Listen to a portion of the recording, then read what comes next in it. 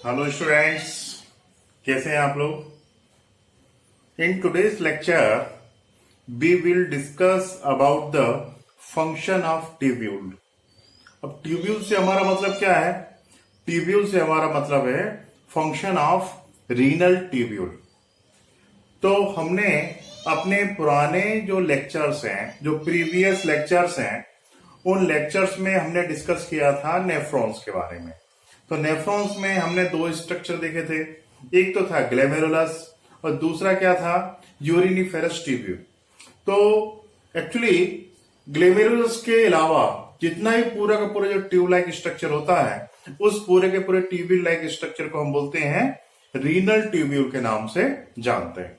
तो आज के इस लेक्चर में हम डिस्कस करेंगे function of the renal tubule, the function of tubule. So now we discuss about function of tubules.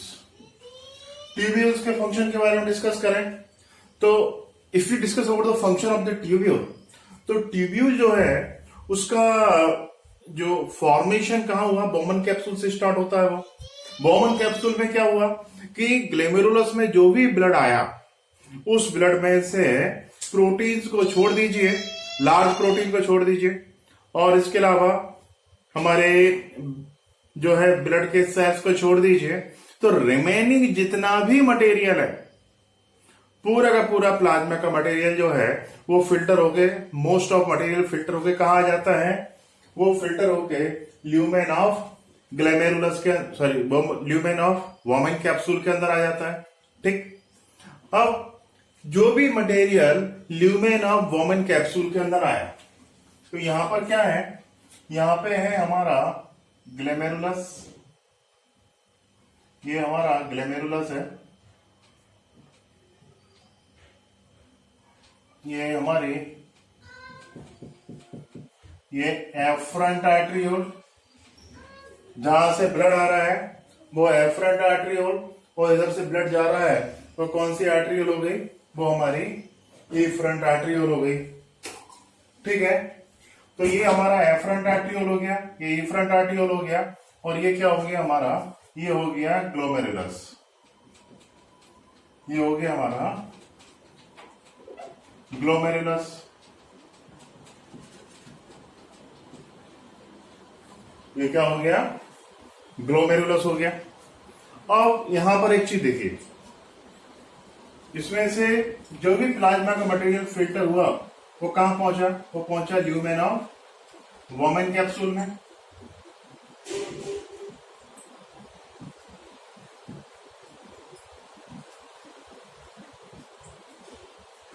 Women's capsule के अंदर पहुंचा। यहां जो भी मटेरियल आया वो मटेरियल हमारा कौन सा था? वो मटेरियल था हमारा, उसे हमने बोला ग्लोमेरुलर फिल्ट्रेट।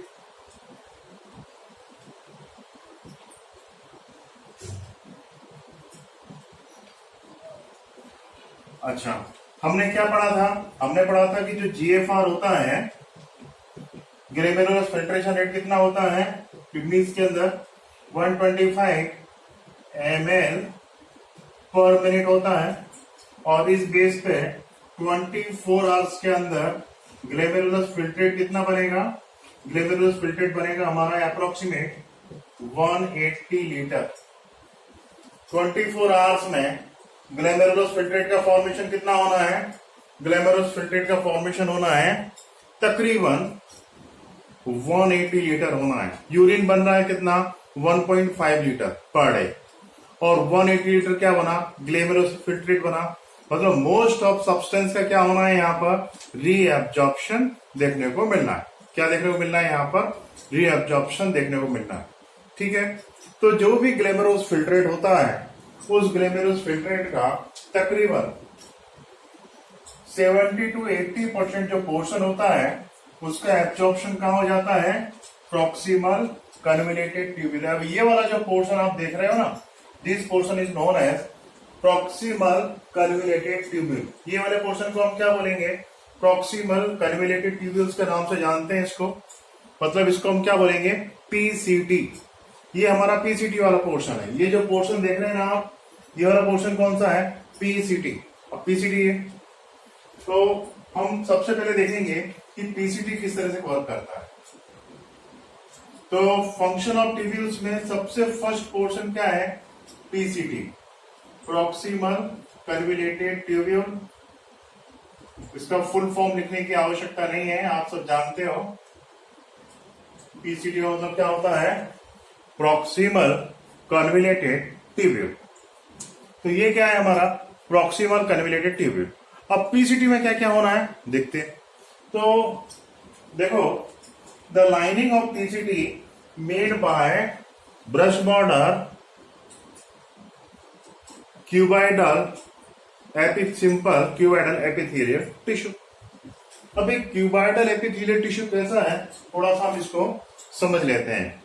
देखो, ये epithelial tissue always grow on the basement membrane. तो ये वो मान लीजिए क्या है? Basement membrane. और बेसमेंट मेम्ब्रेन के ऊपर इस तरह के सेल्स हैं। तो ये क्यूब लाइक शेप के सेल्स देख रहे हैं ना। तो इस तरह का जो एपिथेलिया होगा, इसे हम कौन सा एपिथेलिया बोलेंगे? Cuboidal epithelia. अब यहाँ पे क्या होता है कि इसकी जो अपर सरफेस होती है, इस अपर सरफेस पे प्लाज्मा मेम्ब्रेन के फोल्डिंग से माइक्रोग्लाइड का फॉर्मेशन हो जाता है। अब देखो, ये कौन सा है? These are the simple cuboidal epithelial tissue. इसके ऊपर क्या है? इसके ऊपर माइक्रोग्लाइड का फॉर्मेशन हो गया। ये जो स्ट्रक्चर, इसे हम क्या बोलेंगे?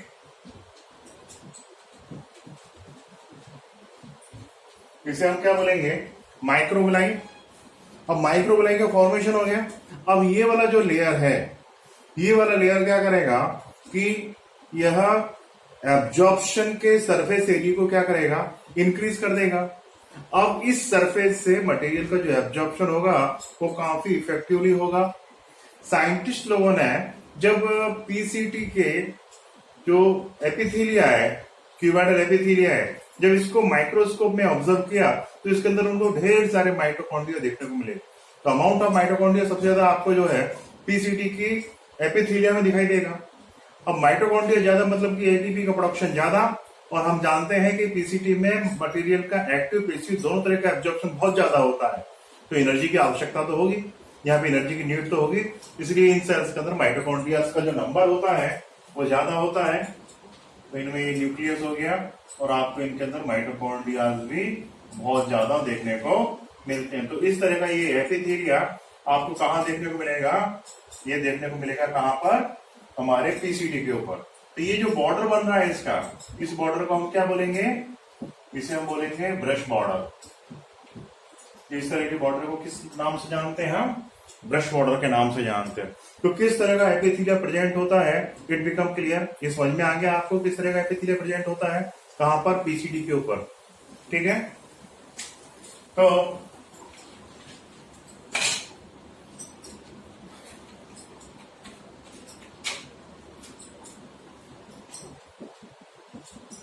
lining of PCT made by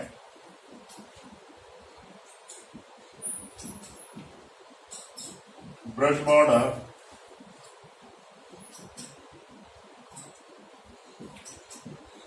simple cuboidal epithelial tissue। तो जो लाइनिंग ऑफ द पीसीटी होता है वो brush border simple cuboidal epithelial tissue से मिलकर बना होता है। ये क्लियर हो गया? It become clear.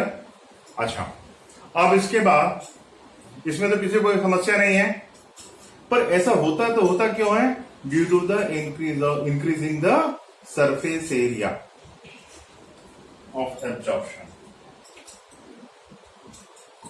Due to increasing the surface area of absorption। कितना सरफेस एरिया इंक्रीज कर देता है? तो approximate 20% surface area of absorption वो जो है इंक्रीज हो जाता है। ये तो क्लियर हो गया, इट बिकम क्लियर। और उसके बाद एक चीज और याद रखिए कि nearly all essential element absorb at PCT. लगभग जितने भी हमारे इसेंशियल सब्सटेंस है उनका एब्जॉर्प्शन कहां हो जाता है, पीसीटी पर हो जाता है। मतलब कि जितना भी ग्लेमेरुलस फिल्ट्रेट बना है उस ग्लेमेरुलस फिल्ट्रेट का तकरीबन 70 to 80% जो है मटेरियल का जो एब्जॉर्प्शन है, तकरीबन उसमें ढेर सारे इलेक्ट्रोलाइट्स होते हैं और वाटर होता है। इन सब का जो मोस्ट ऑफ वाटर और इलेक्ट्रोलाइट्स का जो एब्जॉर्प्शन हमें देखने को मिलता है वो कहां देखने को मिलता है, पीसीटी पे। तो we can say that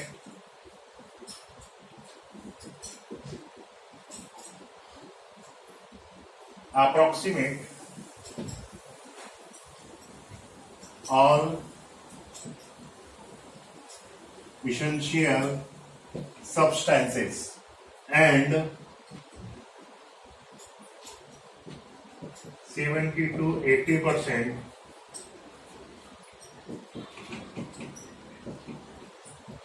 electrolytes and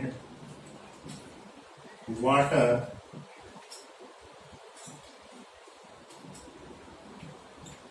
absorb at PCT।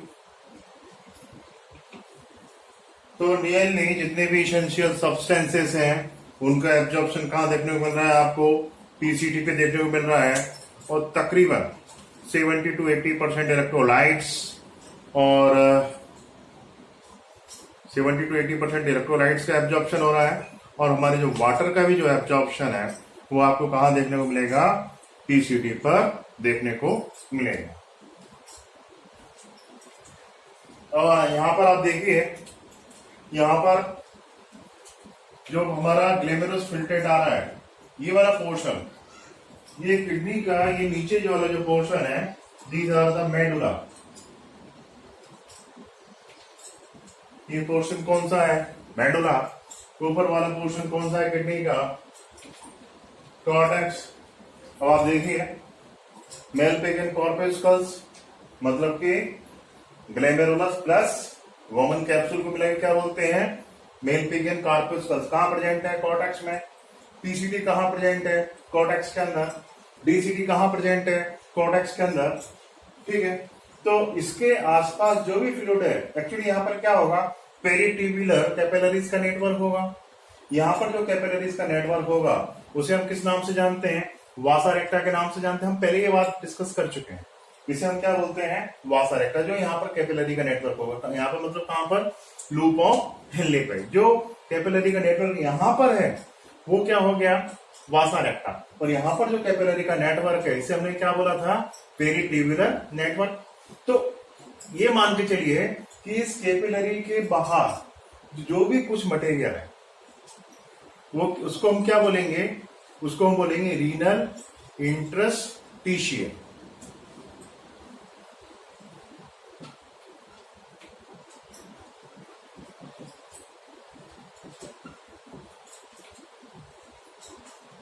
उसे हम किस नाम से जानेंगे, रीनल इंटरस्टिशियल के नाम से जानते हैं।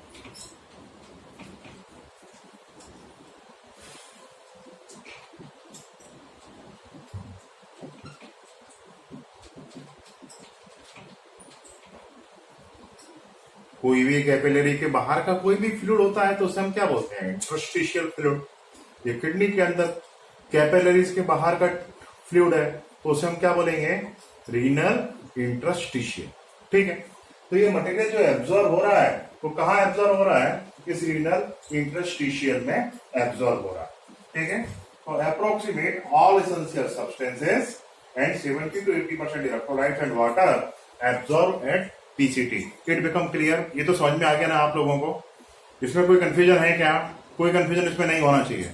ये तो क्लियर हो गया। ठीक, अब यहां पर क्या क्या होना है, देखो यहां पर आप देखेंगे, यहां पर आप देखेंगे कि हमारा बाइकार्बोनेट आयन जो है उसको एब्जॉर्ब किया जा रहा है। किसको एब्जॉर्ब किया जा रहा है, बाइकार्बोनेट आयन को यहां पर एब्जॉर्ब किया जा रहा है। उसके बाद आप देखेंगे कि यहां पर पोटेशियम आयन को एब्जॉर्ब किया जा रहा है। कंफ्यूजन मत पड़िएगा, कई बार एनसीईआरटी में कई जगह थोड़ा सा मिस्टेक है। यहां पोटेशियम आयन को एब्जॉर्ब किया जा रहा है, यहां पर सोडियम आयन को और क्लोराइड आयन को एब्जॉर्ब किया जा रहा है। मैं रफली ऐसे लिख सकता हूं कि सोडियम क्लोराइड को यहाँ पे क्या किया जा रहा है, एब्जॉर्ब किया जा रहा है। सोडियम आयन भी एब्जॉर्ब हो रहा है और क्लोराइड आयन भी एब्जॉर्ब हो रहा है, ठीक है। उसके बाद यहाँ पर वाटर को मेनली एब्जॉर्ब किया जा रहा है, तो मोस्ट ऑफ वाटर का भी एब्जॉर्प्शन कहाँ दिखाई देगा आपको, पीसीडी पे दिखाई देगा। और इसके अलावा यहाँ पर हम देखेंगे कि H+ आयन को एक्सक्रीट किया जा रहा है। आयनिक बैलेंस मेंटेन करना है, तो आप यदि कुछ पॉजिटिव, ढेर सारे पॉजिटिव आयन एब्जॉर्ब करते हो तो उसके बदले में कोई तो भी पॉजिटिव आयन आपको एक्सक्रीट करना पड़ेगा ना, ताकि आयनिक बैलेंस मेंटेन रहे। तो यहाँ पर हम देखेंगे कि H+ आयन को यहाँ पे क्या किया गया, एक्सक्रीट किया गया, और थोड़ी सी अमाउंट में, सॉरी मेजर अमाउंट में, जो अमोनिया यहाँ पर डिफ्यूज नहीं हो पाया था, तो अमोनिया को भी यहाँ पर निकाला गया। It become clear. तो पीसीटी पे क्या हो रहा है कि ढेर सारे इलेक्ट्रोलाइट्स को एब्जॉर्ब किया जा रहा है, ठीक। तो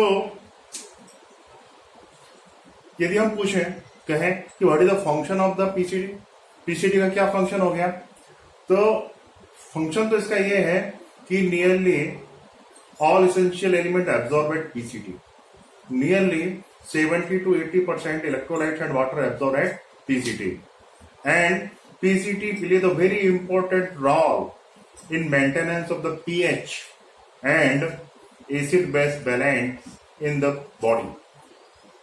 देखो, एसिड बेस बैलेंस किसके थ्रू मेंटेन होना है हमारी बॉडी के अंदर, बेसिकली इस हाइड्रोजन आयन के थ्रू मेंटेन होना है। तो हाइड्रोजन आयन को कितना एक्सक्रीट करना है, ये हमारी बॉडी के एसिड बेस बैलेंस के ऊपर डिपेंड करता है, ठीक है। तो हाइड्रोजन आयन को यहाँ पे एक्सक्रीट किया जा रहा है ना, तो ये एसिड बेस बैलेंस को मेंटेन करता है, और हाइड्रोजन आयन जो है वो पीएच को भी मेंटेन करके रखेगा। इससे हमारा जो पीएच होता है वो भी इससे मेंटेनेंस होता है, ठीक है। तो what is the function of PCT, PCT के क्या फंक्शन हुए, 3 फंक्शन, बिल्कुल याद रखो। Number 1, nearly all essential element absorb at PCT. Function number 2, 70 to 80% electrolytes and water absorb at PCT. Function number 3, PCT play the very important role in maintenance of pH, body pH, and ionic balance of the body fluid. It become clear? ये समझ में आ गया आपको, clear हो गया। तो PCT का function तो क्लियर हो गया, no any problem regarding the function of PCT. Now we discuss about the loop of Henle.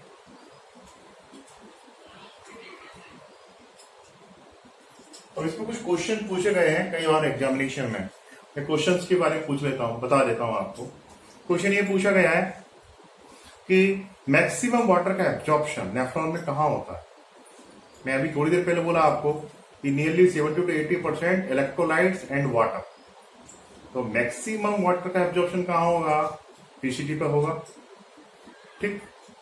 Maximum electrolyte का एब्जॉर्प्शन भी कहां दिखाई देगा आपको, पीसीटी पर दिखाई देगा। ये क्लियर हो गया, ओके। अब यहां पर चेंजेस में क्या होना है,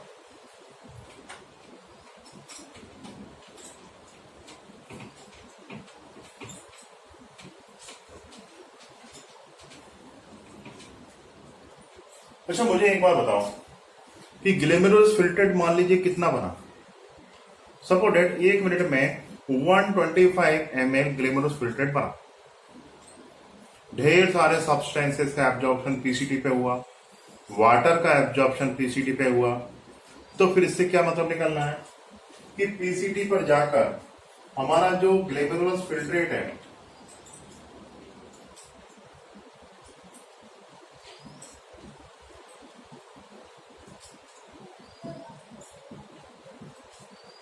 जो हमारा ग्लेमेरुलर फिल्ट्रेट है पीसीटी पे इस ग्लिमेरुल फिल्ट्रेट का वॉल्यूम जो है वो क्या होना है, वो डिक्रीज होना है,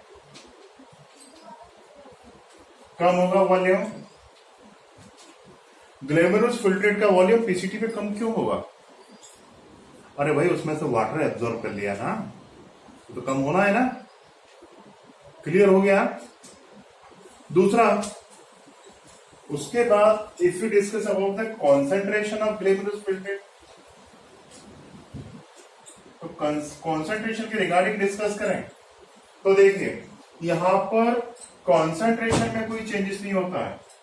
ग्लिमेरुलस फिल्ट्रेट का कॉन्सेंट्रेशन पीसीटी पर और बॉडी फ्लूइड का कॉन्सेंट्रेशन दोनों ही सेम होते हैं। मतलब कॉन्सेंट्रेशन के पॉइंट ऑफ व्यू से पीसीटी में जो ग्लिमेरुलस फिल्ट्रेट है वो बॉडी फ्लूइड के साथ क्या होगा, आइसोटोनिक होगा। क्या होगा वो? आइसोटोनिक। आइसोटोनिक मीन्स कोई भी मेम्ब्रेन है उसके अक्रॉस दोनों साइड में यदि कॉन्सेंट्रेशन सेम है तो वो सॉल्यूशन एक दूसरे के लिए क्या हो गए, आइसोटोनिक हो गए। तो यहां पर ग्लिमेरुलस फिल्ट्रेट क्या होगा, आइसोटोनिक होगा। मतलब बॉडी फ्लूइड का जो कॉन्सेंट्रेशन होता है, हमारे जो बॉडी फ्लूइड का जो कॉन्सेंट्रेशन होता है वो कितना होता है, 300 मिली ऑस्मो मोल पर लीटर। और यहां पर जो ग्लिमेरुलस फिल्ट्रेट है उसका भी कॉन्सेंट्रेशन इतना ही होना है। कितना होना है, 300 मिली ऑस्मो मोल पर लीटर, यही कॉन्सेंट्रेशन। तो दोनों का कॉन्सेंट्रेशन सेम ही रहेगा। ओके, ये हो गया पीसीटी। अब पीसीटी के बाद हम नेक्स्ट जो पार्ट है ट्यूब्यूल का, वो हमारा पार्ट कौन सा है, हमारा लूप ऑफ हैंडलिंग। तो next part is the loop of handling. जरा उसको देख लेते हैं स्टूडेंट्स। नेक्स्ट पार्ट,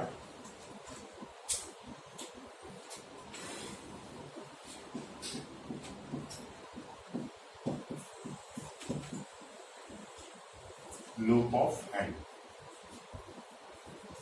अब लूप ऑफ हैंडलिंग होता है, loop of handling plays the very important role for the maintenance of high osmolarity of medullary fluid। यह जो लूप ऑफ हैंडलिंग वाला जो पोर्शन है वो यूरिन के कॉन्सेंट्रेशन में बड़ा ही महत्वपूर्ण रोल प्ले करता है। ठीक है, तो loop of handling play the important role in high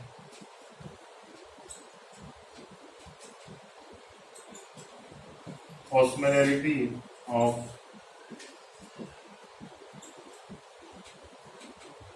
medullary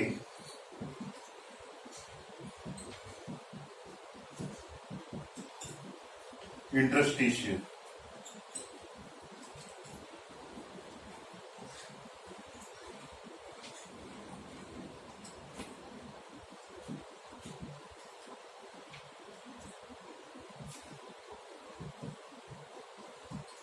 ये जो लूप ऑफ हेले है, अब देखो हमारा ये वाला पोर्शन कॉर्टेक्स और ये वाला पोर्शन किडनी का मेडुला। मेडुला में फ्लूइड का कॉन्सेंट्रेशन बहुत ज्यादा होता है, 1200 तक कॉन्सेंट्रेशन होता है, 1200 मिली ऑस्मो मोल पर लीटर तक होता है। जबकि वहां पर कितना देखा था आपने, हमारे बॉडी फ्लूइड का कॉन्सेंट्रेशन और कॉर्टेक्स में जो कॉन्सेंट्रेशन होता है वो कितना होता है, 300 मिली ऑस्मो मोल पर लीटर होता है। यहां पर कॉन्सेंट्रेशन 1200 है। तो ये जो हमारे मेडुला के अंदर का जो फ्लूइड है उसका कॉन्सेंट्रेशन ज्यादा, मतलब मेडुला के अंदर जो फ्लूइड है उसे हम क्या बोलते हैं, मेडुलरी इंटरस्टिशियल। तो उस मेडुलरी इंटरस्टिशियल का जो हाई कॉन्सेंट्रेशन है उसे मेंटेन करने में लूप ऑफ हेनले बहुत इंपॉर्टेंट रोल प्ले करता है। अभी कैसे प्ले करता है जरा हम इसे देखते हैं। तो सबसे पहले हम क्या करते हैं, लूप ऑफ हेनले का, लूप ऑफ हेनले जो दिख रहा है ना आपको, ये लूप ऑफ हेनले, इसका डिसेंडिंग कॉलम हो गया, ये इसका असेंडिंग कॉलम हो गया। लूप ऑफ हेनले का डिजाइन किस तरह का होता है, इसका डिजाइन जो होता है वो हेयर पिन की तरह होता है। जैसे गर्ल्स देखे ना हेयर पिन लगाते हैं बालों में, देखे होंगे आप लोगों ने उनका डिजाइन, तो उसके जैसा इसका डिजाइन होता है। किसका, लूप ऑफ हेनले का होता है। जो ब्रांच नीचे आ रही है वो डिसेंडिंग कॉलम, और जो ऊपर की तरफ जा रही है वो असेंडिंग कॉलम। डायग्राम देख के बताओ कौन सी ब्रांच छोटी होती है और कौन सी ब्रांच बड़ी होती है। असेंडिंग कॉलम बड़ा है, डिसेंडिंग सॉरी ये डिसेंडिंग कॉलम बड़ा है और असेंडिंग कॉलम छोटा है। क्लियर ना। अब ये इसमें बड़ा इंपॉर्टेंट रोल प्ले कर रहा है, किसमें, ऑस्मोलैरिटी में। तो ये जो लूप ऑफ हेनले का जो पोर्शन होता है, इसका कुछ पोर्शन क्यूबाइडल एपिथेलिया का बना होता है और कुछ पोर्शन इसका स्क्वायमस एपिथेलिया का बना होता है। ठीक है। अब इसका जो डिसेंडिंग कॉलम है, तो सबसे पहले हम बात करते हैं इसके इस डिसेंडिंग कॉलम के बारे में।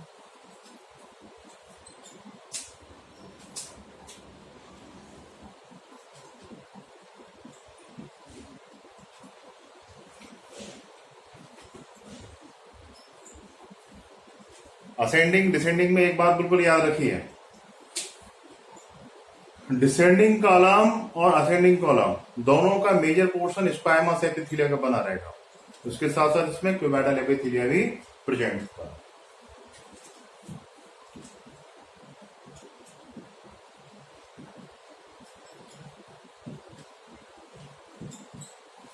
Descending column of loop of Henle, ये काय के लिए परमेबल है, these are permeable for water. ये किसके लिए परमेबल होता है, वाटर के लिए परमेबल होता है। ठीक है।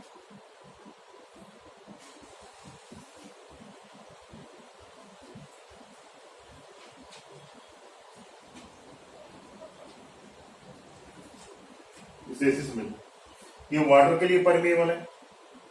वाटर के लिए परमेबल है मतलब कि यहां पर क्या हो रहा है, जो हमारा ग्लेमरस फिल्ट्रेट यहाँ नीचे इसमें आ रहा है, डिसेंडिंग कॉलम आ रहा है, उसमें से वाटर बाहर निकल रहा है। जब वाटर बाहर निकलेगा तो क्या होना है, वॉल्यूम में क्या फर्क पड़ना है ग्लेमरस फिल्ट्रेट के, जरा डायग्राम देख के बताइए। ग्लेमरस फिल्ट्रेट नीचे आया तो उसमें से वाटर बाहर निकला, तो उसके वॉल्यूम में क्या चेंजेस आना है। तो ये एक्चुअली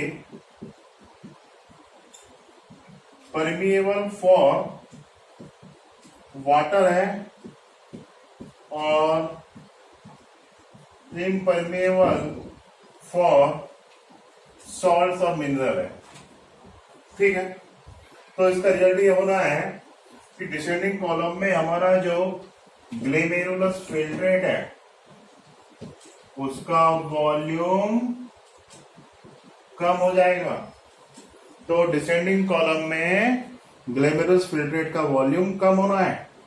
क्यों कम होना है, क्योंकि वाटर बाहर निकल गया ना इसमें से, तो इसका वॉल्यूम कम होना है। पहली बात तो ये।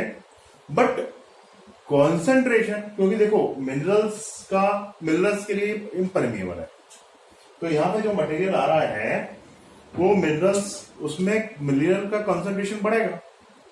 अब मान लीजिए सपोर्टेड कि NaCl का कोई सोल्यूशन, और उस सोल्यूशन में से वाटर को बाहर निकालते जाओ, तो फिर क्या होगा, NaCl का कॉन्सेंट्रेशन पर यूनिट एरिया में बढ़ेगा कम होगा, बढ़ेगा ना। तो यहां पर एक तो वॉल्यूम कम होता है ग्लेमेरुलस फिल्ट्रेट का, बट कॉन्सेंट्रेशन जो है वो इंक्रीज होता है। मतलब यहां पर जो नीचे आके, जैसे यहां पर हमारा ग्लेमेरुलस फिल्ट्रेट पहुंचा, तो क्या हो जाएगा, ये क्या हो जाएगा, हाइपरटोनिक हो जाएगा। कैसा हो जाएगा, ये हाइपरटोनिक हो जाएगा। It become clear. अब now we discuss about the, ये तो क्लियर हो गया, समझ में आ गया आपको ये तो। अब इसके बाद हम बात करते हैं ascending column of loop of Henley.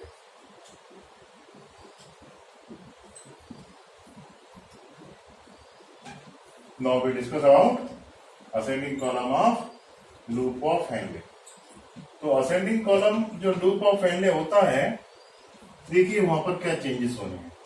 तो ascending column of loop of Henley जो है, इट्स परमेबल फॉर सॉल्ट्स। ये सॉल्ट्स के लिए परमेबल है, but impermeable for water. Impermeable for क्या के लिए? ये वाटर के लिए इम्परमेबल है। मतलब कि मटेरियल हमारा इधर जाना है। जब मटेरियल इधर जाएगा तो हम क्या देखेंगे कि उसमें से सॉल्ट का एब्जॉर्प्शन हो रहा है। नियरली 25% सॉल्ट का एब्जॉर्प्शन असेंडिंग कॉलम में हो जाता है। उसमें भी मेनली किस किस का होता है? सोडियम का, पोटेशियम का और क्लोराइड का। तो यहां पर जो एब्जॉर्प्शन आपको दिखाई देगा वो सोडियम का, पोटेशियम का और क्लोराइड का दिखाई देगा। थोड़ा सा यूरिया यहां से निकलता है और ये यूरिया कॉन्सेंट्रेशन को मेंटेन करने के लिए, यहां से यूरिया निकला और कहां पहुंच गया? इधर पहुंच गया यूरिया। समझ में आ रहा है ना आपको? It become clear? तो ये क्लियर हो गया। तो अब देखिए,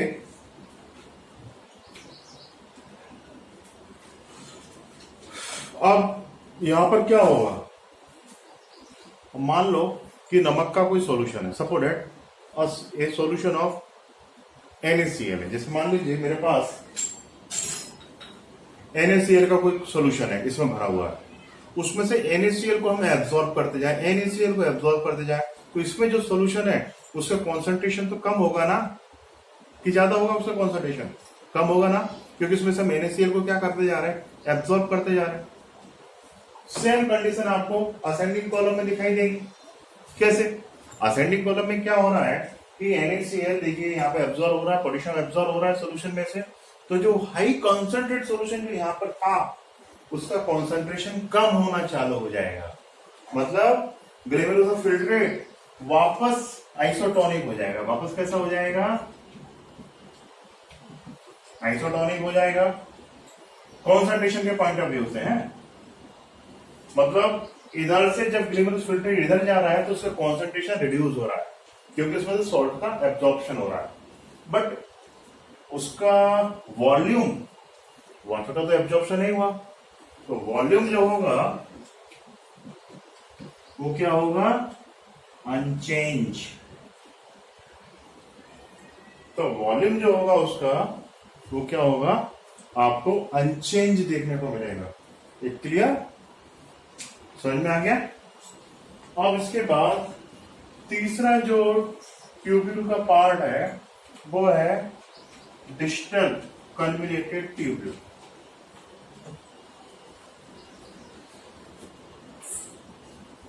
next part is distal convoluted tubule,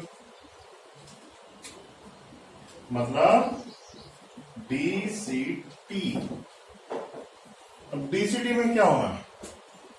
DCT की बात करें तो यहां पर conditional reabsorption of sodium and water, it is occur eight DCT।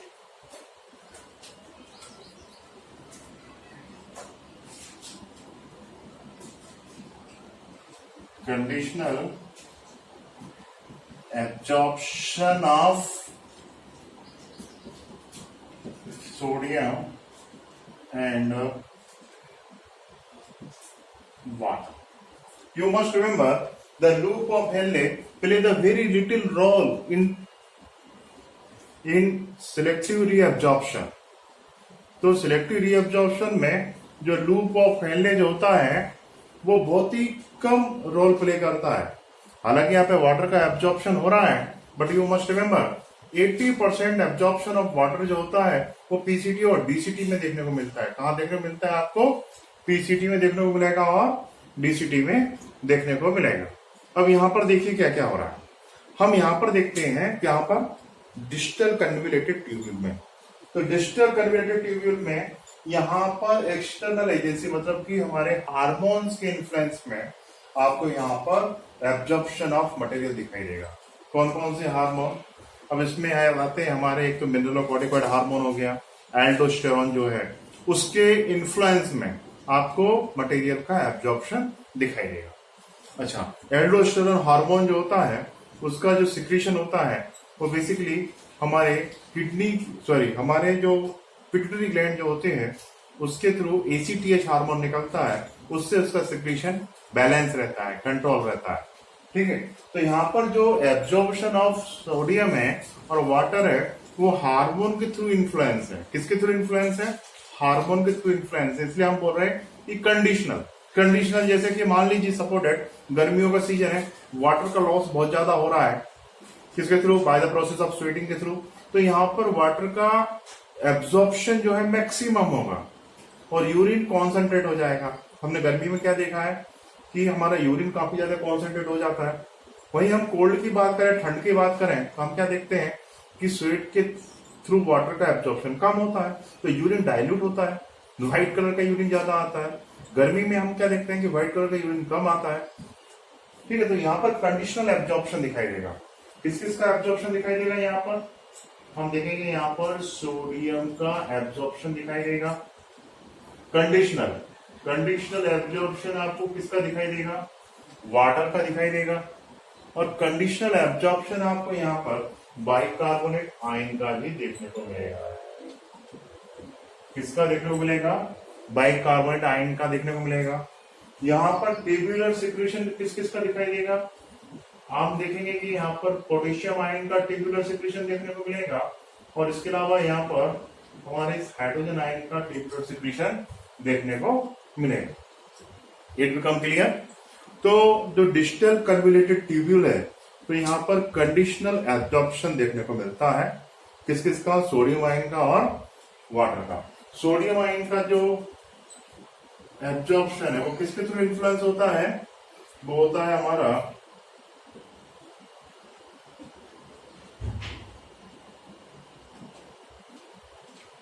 Aldosterone के थ्रू कंट्रोल होता है। वाटर का भी एब्जॉर्प्शन जो है वो एल्डोस्टेरॉन के थ्रू कंट्रोल होता है। तो इस तरह से ये आपको दिखाई देगा। इसकी डीसीटी की जो लाइनिंग होती है, यहां पर आपको सिंपल क्यूबाइडल एपिथेलियल टिश्यू देखने को मिलेगा और इसके अलावा थोड़ी सी अमाउंट में आपको सिंपल कॉल्यूमनर एपिथेलियल टिश्यू देखने को मिलेगा। तो यहाँ पर जो एब्जॉर्प्शन डीसीटी पे किसके थ्रू दिखाई दिया आपको? एल्डोस्टेरॉन हार्मोन के इन्फ्लुएंस में दिखाई दिया। ठीक है, पहली बात तो ये। यहां पर सॉल्ट्स का, वाटर का जो एब्जॉर्प्शन होता है बेसिकली वो पेसिवली होता है। ठीक है, उसके बाद यहां पर आपको एक तो ये हो गया। दूसरा, अप्रोक्सीमेट 13% जो वाटर का जो एब्जॉर्प्शन है वो आपको यहां पर देखने को मिलेगा। वो भी फैकल्टेटिव एब्जॉर्प्शन, मतलब कि नीड है तो होगा, अदरवाइज इसका एब्जॉर्प्शन नहीं होगा। ठीक है, तो सोडियम का एब्जॉर्प्शन किसके थ्रू कंट्रोल में आ रहा है? कौन सा हार्मोन कंट्रोल कर रहा है? एल्डोस्टेरॉन। कौन सा हार्मोन कंट्रोल कर रहा है? एल्डोस्टेरॉन। एल्डोस्टेरॉन कहां से सिक्रेट होता है? ये होता है एड्रिनल ग्लैंड से सिक्रेट होता है। कहां सिक्रेट हो रहा है ये? एड्रिनल ग्लैंड से।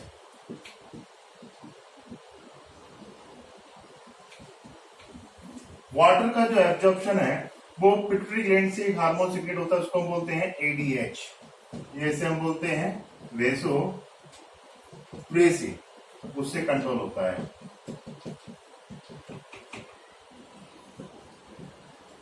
तो एडीएच हार्मोन, ये वेसोप्रेसिन हार्मोन, ये हार्मोन कहां से सिक्रेट होता है? ये पिट्यूटरी ग्लैंड से सिक्रेट होता है।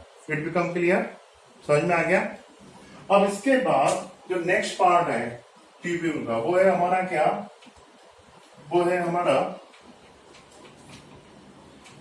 Connecting duct.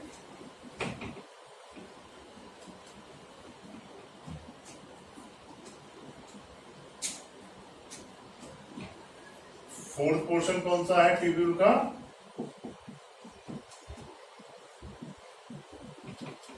Collecting duct. Collecting duct में जो मटेरियल पहुंचता है उसे हम बेसिकली यूरिन के नाम से जानते हैं। और कलेक्टिंग डक्ट में बेसिकली वाटर का एब्जॉर्प्शन होता है। किसका एब्जॉर्प्शन होता है यहाँ पर? वाटर का एब्जॉर्प्शन। वो भी कौन सी रीजन में देखने को मिलेगा आपको? मेडुला रीजन में। तो यहाँ पर आपको एब्जॉर्प्शन ऑफ वाटर दिखाई देगा। कौन से रीजन में दिखाई देगा? मेडुला रीजन में। तो ये जो मेडुला रीजन है, यहां पर आपको एब्जॉर्प्शन ऑफ वाटर दिखाई देगा। उसके बाद आपको कलेक्टिंग डक्ट में थोड़ा सा एब्जॉर्प्शन ऑफ यूरिया दिखाई देगा। ये काय के लिए दिखाई देता है यूरिया का एब्जॉर्प्शन? ये कॉन्सेंट्रेशन को, यूरिन का जो कॉन्सेंट्रेशन है उससे मैनेज करने के लिए, मतलब कि ऑस्मो रेगुलेशन के लिए आपको यहां पर ये दिखाई देता है। किसका एब्जॉर्प्शन? यूरिया का एब्जॉर्प्शन दिखाई देता है। Did it become clear? समझ में आ गया? फंक्शन सब क्लियर हो गए? Thank you students.